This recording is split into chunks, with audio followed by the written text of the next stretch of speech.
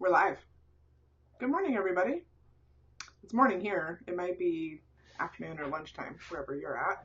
I know we got a lot of people here on the East Coast, but we say good morning from the West Coast. And I say we because Paul is here. Oh, sorry, wrong hand. He's doing some office work this morning. We also have a little, I don't know if you can hear her, but she's being crazy right now. Stella. Morning time is kind of the witching hour for her. She has a lot of energy first thing in the morning. Oh my goodness. So she's gonna be nice. She's gonna watch? That's too funny.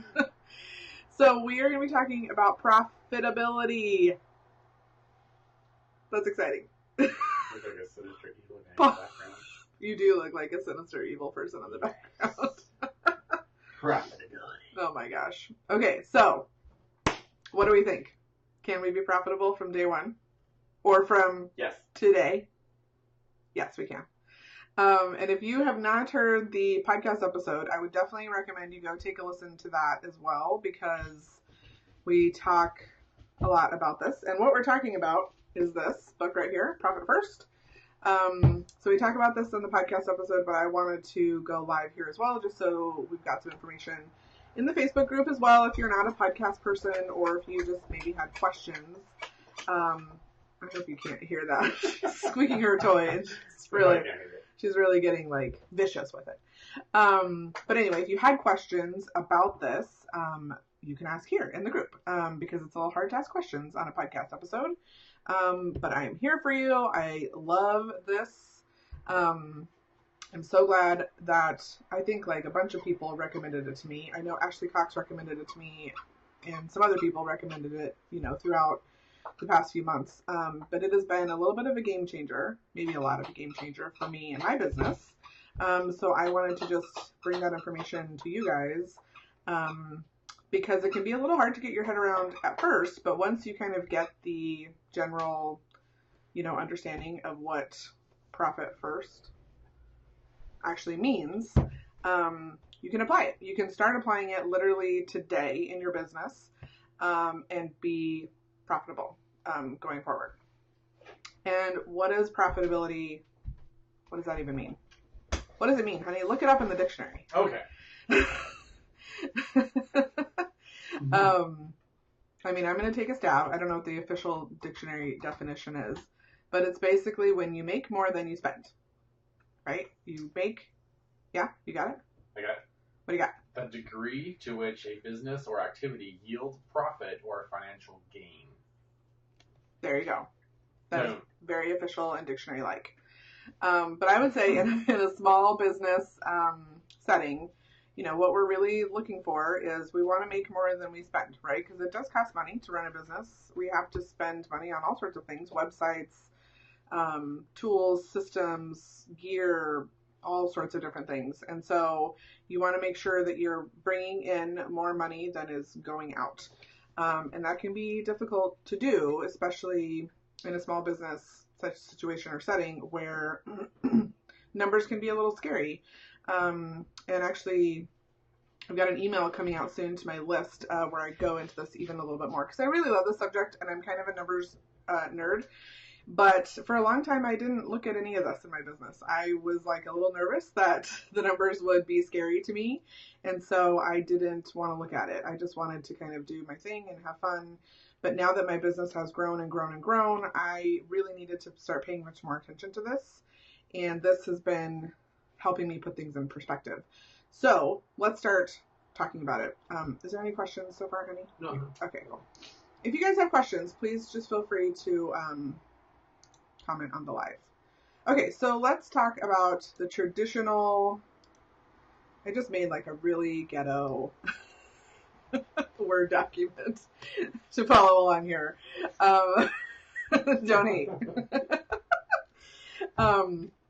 Okay, so what is the traditional accounting method for determining your profit, right? It's basically taking how much income you make minus how much you spend in expenses, and that is your profit. And that's the way people have been doing it for years and years and years. And this, he talks about in the book, I think he talks a little bit about where this came from and why it's so traditional. And and whatever. But this is how people traditionally do it. This is maybe what you're doing right now. This is definitely what I was doing, sort of, because I wasn't really paying attention to it. But this is just a standard general method for determining your profit. So this guy, Michaelowitz, I think that's how you say it. He's done some other things. He's written some other books, and he goes much more into this in the book, but he was kind of seeing some things and started looking into this further and decided to flip this formula kind of on its head and flip the switch or flip the script and see what would happen if he kind of turned this on its head. So his theory about how you should be determining your profitability within your business is this formula.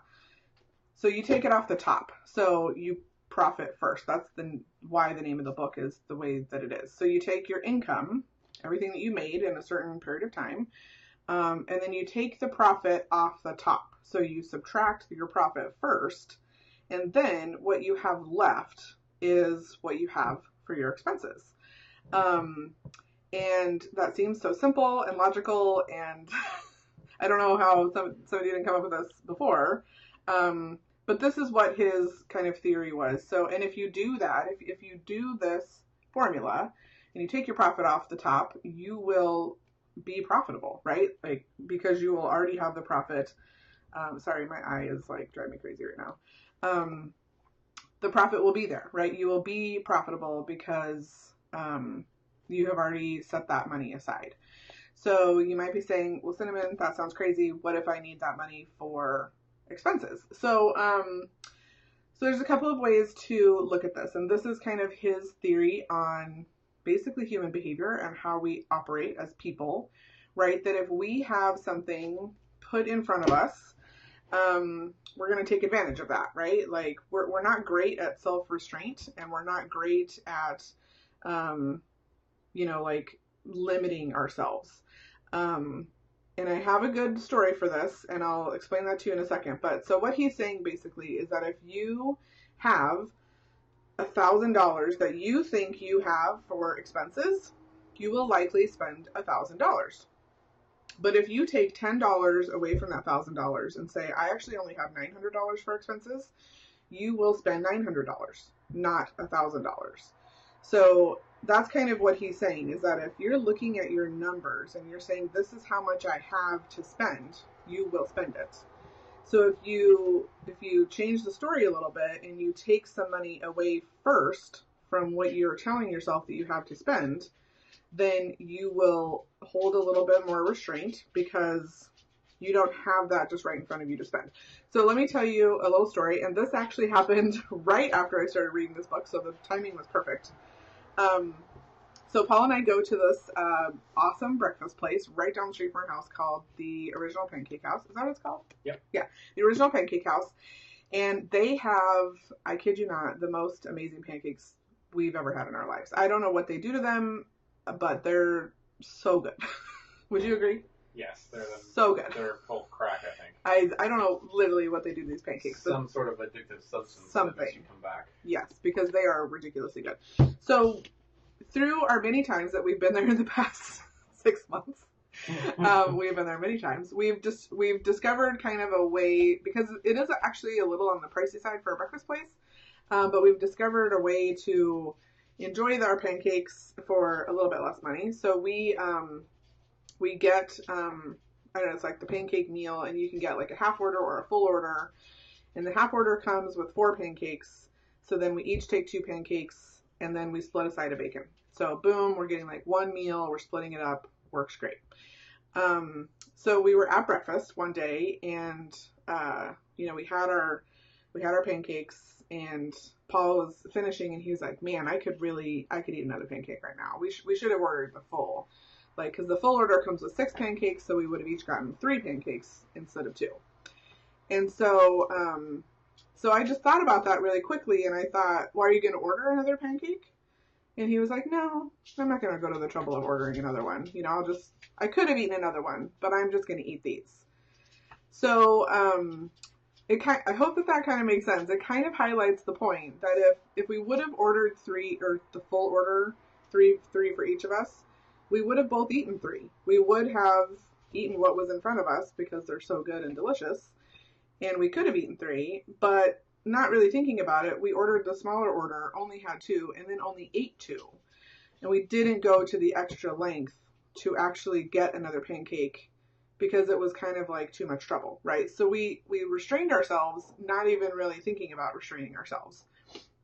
So that kind of is it's a similar context of what he is talking about in this book. If you only give yourself a certain amount of money to use for your expenses, you are going to start getting creative, and you're going to start figuring out how to spend just that amount of money, not the additional larger amount of money that you would have had before you took the profit off the top. So I hope that makes sense, and you're understanding a little bit about why he's saying that this works, because it just does. And again, if you want to pick up this book, I will link to it in the notes of this live, so you can pick it up, because there's lots more information in the book, obviously, than I'm going into here. But that's the general gist of it. So let's talk about a couple things. No questions? Nope. Okay, perfect. And if you have questions, like I said before, feel free to... Oh, yes. Oh, sorry, we do have a question. What's the question? How do taxes fit into this methodology? Who asked that? Oh, Natalia Layler? Natalia. I hope I'm saying that right. Great question. We're going to talk about that right now. Okay, so taxes. You asked about taxes, right? How does taxes fit into all of this? So taxes are basically an expense, right? So you have to figure out like percentages, right? So when we say income minus profit, you have to figure out what percentage of profit you want to be making, right? How much you want to restrain yourself, like when you decide to start implementing this system. And that can be, when you're starting out, it might be really small because you might have a larger, you might have more things to buy than you do later, or your income might be smaller, so maybe you say you're only going to put aside 1% for profitability. Like, that's fine. Maybe you're only going to put 2%, 3%, 5%, whatever. Maybe later in your business you can put, 15, 20%, etc. You get to decide those numbers, and he has more information in the book on how you can come up with those percentages, and I'm going to show you a little example of how you might split this up. But when we get to taxes, okay, so one of the things that he recommends in the book that makes it easier for you to do this, because his theory and his argument is that most small business owners, they go off of their bank account, right? Like we can talk about accounting and balance sheets and income statements and all we want, but all of that is really on paper. Like, when we are approaching our business and how much money we have to spend, we look at our bank account, right? Like, we see how much money we have, we see how much money, came in, and then, oh, I need to buy this camera bag, or, oh, I need to buy this lens, or whatever. Do I have enough for that? And then we look at our bank account. We're not looking at like our accounting, if we even have that, right? So he recommends going with your instinct to look at your bank account, and therefore reducing what you have in the account you have for expenses by splitting it out. So what he recommends actually is 5 bank accounts. And don't freak out. I know that sounds a little crazy, maybe, and overwhelming when we're just figured out how to get 1 bank account. But 5 bank accounts for you to do this the best way possible. So I have those listed out here. And if we're getting really technical, and I talked about this a little bit in the podcast episode as well, but he actually recommends a total of 7 bank accounts, and I'll let you know the difference between them. So he recommends having 1 account for income, so money coming in, 1 account for your expenses, so anything going out, 1 account that is strictly for your profit, 1 account that is for taxes. So what your question, we want to make sure we're setting aside money to pay taxes at the end of the year. And 1 money for owner compensation, so your paycheck, basically. So those are the 5 accounts that he recommends. And then, so he recommends having all of these maybe at the same bank. And then he recommends starting 2 additional accounts, a profit account and a taxes account, at a separate bank that's a little bit harder for you to get to. Maybe they don't have in-person branches. Maybe it's like something like USAA or Capital One, where there's not a lot of branches, so you kind of have to either deal with it online, or it's just a little bit more difficult for you to, get to. It's not right there in your main bank that you're dealing with all the time. And he recommends at the end of the cycle, whatever every week, every month, whenever you determine you're going to look at this stuff, to move the money from your profit and your taxes into these accounts. So these two at the end of your cycle are always at zero. And these are the ones that are growing. Now, I have not gone and done this additional step just yet. I might at some point, but I do, to a degree, have a certain good amount of self-restraint, and I think that I can restrain myself from spending the money that's in these accounts or easily transferring back and forth. So I'm going to see how that works for a little while, and then we'll go from there.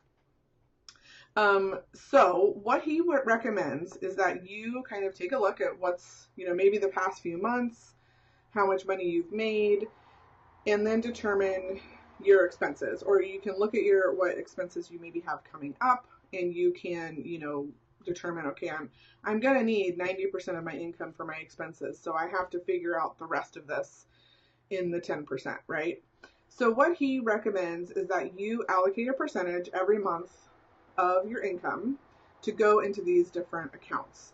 So I'm going to show you really quickly in Airtable, because I have recently started using Airtable and I'm kind of obsessed with it because, number one, it's like pretty and easy to look at, and it's very easy to update and understand. So this is just a sample sheet that I set up just for this example, just so you can kind of get your head around what I'm talking about here. But in this example, this is just a spreadsheet with my income. This is not my personal income. This is just what I made up because I don't shoot weddings anymore. But we have each month how much money we've made from sessions, how much money we've made from weddings, how much money we've made from products, how much money we've made from other, and then the total, and then the percentages. So this information can come in from however you're keeping track of your income, whether that's through 17 Hats, Honeybook, Dubsado, whatever your method you're using, a spreadsheet, pen and paper, whatever you're using to keep track of how much money you're actually making in your business. So you just pop it in here, and then you come up with a total, right? And then we have these columns for how much money am I going to transfer into my profit account, how much money am I going to transfer into my owner's compensation account, how much money am I going to transfer into my taxes account. This should be 10%. Oops. Okay. Now this is kind of an abridged version of this because I personally, when looking at this, I decided to keep these two accounts together. So I technically have 4 accounts. So I have one account where the money comes in and the money goes out. Then I have a profit account, a taxes account, and an owner's compensation account that are separate. That's been working for me for the past couple of months. I might change it at some point, but for right now, that's what I'm doing. So if we look at this spreadsheet here, let's just look at the month of January. We had 700 in sessions, 4,000 in weddings, no other income, a total of $4,700 for that month. So if we take, and this is just a formula field, which in Airtable is very easy to set up, which calculates 5% of this total amount, which is $235. 5% of owner comp, same amount, 10% is $470. So at the end of January 31st, I would take $235 and transfer that into my profit account. I would take $235 and transfer it into my owner's compensation account, and $470 and transfer that into my taxes account. So that way, at the end of every month, those accounts are just building and building and building and building. And the rest of what you have is there available for you in your account for whatever sort of expenses that you might have. Now, talking about expenses and how to budget for those and all of those different things, that's a whole nother conversation. This is really just a conversation on how to make sure that you are actually, you can actually be profitable in your business from day one or from today. So in this example, I'm just, calculating this up for the month of December. You can see my total down here. As this continues to grow, let's just say we make $9,200 for the rest. Oh, it's not going to do it. I'd have to copy all of these. For the rest of the year, right? So we would be putting all this amount. So at the end of the year, we would have $4,365 in profit in an account. And then we can choose to do with that profit whatever we want. We can transfer it to owner comp. We can put it back in the business. You can invest in something specific that maybe you didn't have enough money to invest in for the year. You could go on vacation, whatever you want to do, right? Like that's your profit for the business. And it's just there for you. It's just waiting for you at the end of the year because you went through and you made sure to take that money off the top so that you weren't spending it on various things throughout the year. So I hope that makes sense. Any other questions, Mike? No. Okay, perfect. So let me tell you just from example, I've been implementing this in my business for the past 2-3 months-ish. I started it around April. And then I went back and calculated my income from January through April and then made the transfers. So what I can tell you is that because I have looked at it this way and had a reduced amount of money for expenses every month, I've paid much more attention to the expenses that I've had, and I've made some changes, right? I had some subscriptions that I didn't really need. They weren't really benefiting me. And so I canceled them. And even though maybe it was like $7 or $9 a month, that's money, right? That I was spending that I really shouldn't have been spending. I've knocked down a couple of, subscriptions that I had. Like I knocked them down a couple levels. So I wasn't spending, the max amount. There's been definitely some very it's encouraged some behavior in me that I didn't think it would, which has been great. Like I've been much more focused on how much money am I actually spending in my business, because I've been more focused on that number that I have available for expenses has been just a little bit less. So it's kind of like that example of instead of having that $1,000, right, I only have $900. So it causes you to be a little bit more creative in the money that you're spending so that you can still get what you need. And maybe you can get a little bit more creative about what you want. Or it can start getting you a little bit more creative about how to make additional money in your business if there are certain things that you feel like you need in your business that you can't afford. Right? So, that's been my personal experience from it. And, it's been great. And then at the end of the year, I will have an account when we're talking about taxes. I will have an account that is sitting there with money in it ready for me to just pay my taxes. So I don't have to be nervous and sweaty when I go to submit my taxes, because I know that I'm already going to have that money in an account ready to go for me. And I won't have to worry about whether or not I have enough money. And the percentages, they may not be perfect. Like there's no perfect way to figure out exactly how much percentages, and you can change your percentages over the year as well. And he talks about all of this in more detail in the book. So I would definitely recommend you grabbing this book and just walking through it, because I find it to be, he wrote the book on the subject, like literally, people say that. He wrote it. So he has lots more information about how to do this. But I just wanted to, because it's been such a kind of a game changer for me in my business, and my ability to know that I am profitable, that I am making more money than I'm spending. It helps me to have a different mindset towards my business. I'm a little bit more, I feel a little bit more confident. I feel a little bit more professional in the fact that I am a serious business owner, because I have a good view of my finances. And I think that that's really important as we approach our businesses. So I wanted to share this information with you guys because I know how great it's been for me, and whenever I get great information, I want to just share it with everybody so that they know as well. So again, if you have any questions about any of this, please feel free to write a comment and I can get you an answer or scenario thoughts. I will post a link to this book as well. It's an Amazon affiliate link, so if you buy it, I might get a couple of pennies, but that would be great too. So let's transition a little bit and let's talk about Instagram TV. That sounds fun, right? Let's take this off. And then we'll wind up for this morning. And we have a great episode on the podcast today about SEO as well. So go, if you're interested in SEO, go listen to that. Taylor Bradford is on the podcast today talking about SEO. Okay, so Instagram TV. Have you heard about it? Do you know what's up? It just launched yesterday. So I haven't gotten to play around with it too much. You can access it. Let's see if I have access yet. From your Instagram app. No, it doesn't look like I have it yet. I have it on my Focus Podcast account, but I don't have it on my cinnamon.co account. But there is a separate account, or app, sorry, that you can download to get access to Instagram TV. Sorry, it looks like this. Ooh! Sorry, the glare. It looks like this right here. It has a little squiggle in the TV. So Instagram TV, the basics, is that you can post a video from, I believe, 15 seconds to an hour long. So this is Instagram/Facebook's way of competing with YouTube. All the video content is going to be vertical. So just like stories, which is awesome. I love it. And you can basically upload a video and you can have a channel and then people can watch your channel. So even though this just came out yesterday, this has caused me to have a lot of ideas about how to implement/use this in my business. You know, thinking through, like, is there a way to put podcast episodes on this so that people could listen on their phone in Instagram as opposed to in a podcast player?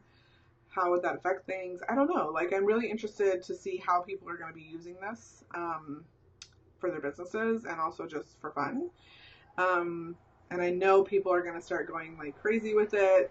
Whenever something new like this launches, I guarantee you we're going to see courses and products and all sorts of things about how to utilize Instagram TV, how to create content for Instagram TV, how to create a video that you can put on Instagram TV. Like, there's going to be all sorts of opportunity for people with this, which is going to be fun to watch. But I'm pretty excited about it. I'm not usually a first adopter. That's not usually my thing. I usually wait a little bit and see what other people's experiences are before I jump on board. But I am pretty excited about this, just because I think that, you know, obviously video is the wave of the future. People are watching more video than ever. I heard a statistic that said, like, I don't know how long, but like in a certain amount of time, 80% of all content is going to be viewed on phones as opposed to like TVs and whatnot and desktops. So there's a big opportunity. There's a big opportunity here to get in front of this before it becomes the next YouTube, right? Like, if you've ever seen people on YouTube sometimes that you're like, how did you get 5 million followers, right? It's probably because they've been on the channel a long time and they're, you know, posting really great original content. So there could be an opportunity here for quite a few of us. So I'm pretty excited about it. Like I said, I don't know exactly what I'm going to be posting on Instagram TV soon, but I am going to be posting stuff for sure. Probably some maybe tutorials, I don't know, blog content. I don't know how I can translate that. I don't know. I'm just thinking about it. So what are your ideas? Have you thought about it? Have you looked into it? What are you hearing about it? Is this the first you're hearing about it? But yeah, let's kind of go on this journey of Instagram TV together. I think it'll be fun. So, okay, I think that's all I wanted to talk about. No, honey, no comments? He's not paying attention to me anymore. Let me check really fast just to make sure that there's no comments that I can address right now. Give me just a second. Let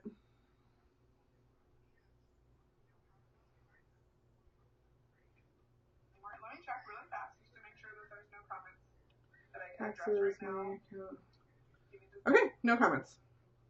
And sorry guys for the way that I broadcast this. There's not an option for me to see comments because of some Facebook API thing that they did. If I broadcast on my business page, I can see comments, but not in a group. And I think there's a few workarounds, but I haven't looked into that yet. So thanks for bearing with me, and the fact that I would love to respond to you as you're like saying hi and stuff, but I literally can't even see any of that, so.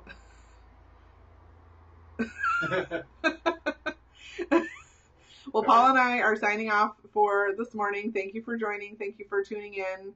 Again, any questions, just let us know in the comments, and we can't wait to chat with you guys all soon. Bye. Bye.